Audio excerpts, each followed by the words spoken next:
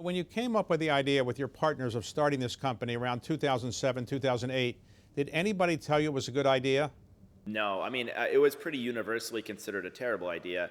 I remember the first person I told the idea to, I said, hey, we've got this idea. We're going to build this website where like strangers could host other strangers in their homes.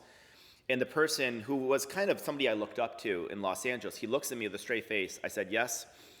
He said, Brian, I hope that's not the only idea you're working on.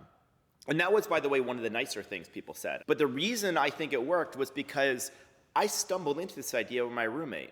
I mean, there was this design conference coming to San Francisco in October 2007. I couldn't afford to pay rent. This design conference coming to San Francisco, all the hotels were sold out. And we had this idea. We said, why don't we just turn our house into a bed and breakfast for a design conference? I didn't have any beds, but Joe had 3 air beds. We pulled them out of the closet and we called it airbedandbreakfast.com. We made enough money to pay our rent, but more importantly, we actually ended up making friends with these 3 people because they lived with us for a week. And at that point, I think we realized if people could experience what we experienced, that this would be an idea that would spread around the world.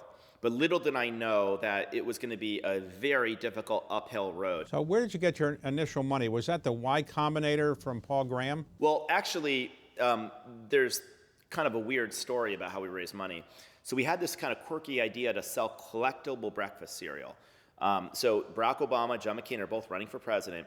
And we thought, the breakfast isn't selling we're a bed and breakfast. We're not selling beds. Maybe we can sell breakfast. And so we started selling collectible breakfast cereal, a Barack Obama themed cereal called Obama O's, which is like Cheerios. And we called it the Breakfast of Change. And we learned about John McCain was a captain in the Navy, so we called it Captain McCain's, a maverick in every bite. And we made these really funny looking cereal boxes. We actually ended up selling $30,000 worth of collectible breakfast cereal. And that was actually originally how we funded the company. So now it's late 2008. We're desperate. We've launched 3 times. No one's using it. I'm hot gluing cereal boxes in my kitchen. I'm thinking to myself, I wonder if Mark Zuckerberg or Steve Jobs ever had to hot glue cereal boxes in their living room. The answer was no. They hadn't done it. This was a foreboding sign. And I'm going out to dinner at a Thai restaurant in San Francisco with the founders of Justin.tv who are in Y Combinator. And they said, you should join Y Combinator because you guys are dying. And I thought, well, it's probably too late. We already launched. But Paul Graham eventually allowed us to apply. We actually missed the deadline, but he allowed us to apply after the deadline. And we got an interview. And that's when Paul Graham said, in our first question, people are actually doing this? And I said, yes. And he goes, what's wrong with them? So the interview kind of went downhill from there. He admitted he hated the idea of Airbnb at first, or didn't get it. But as we're leaving the interview, my roommate Joe hands him a box of Barack Obama cereal that we made. And he looks at it and he goes, what is this? Why am I getting this? And we said, this is how we funded the company. And he looks to us and he said, if you can figure out how to get people to pay $40 for a $4 box of cereal, maybe you will convince them how to sleep in each other's homes. So Y Combinator let us in the program. I think I don't know if we barely got in.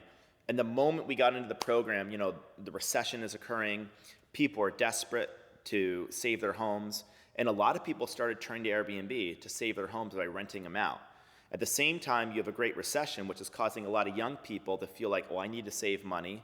Facebook and social media is growing, so people are comfortable meeting people on the internet. And it was kind of this supernova of forces that led to an opening for Airbnb to finally take off.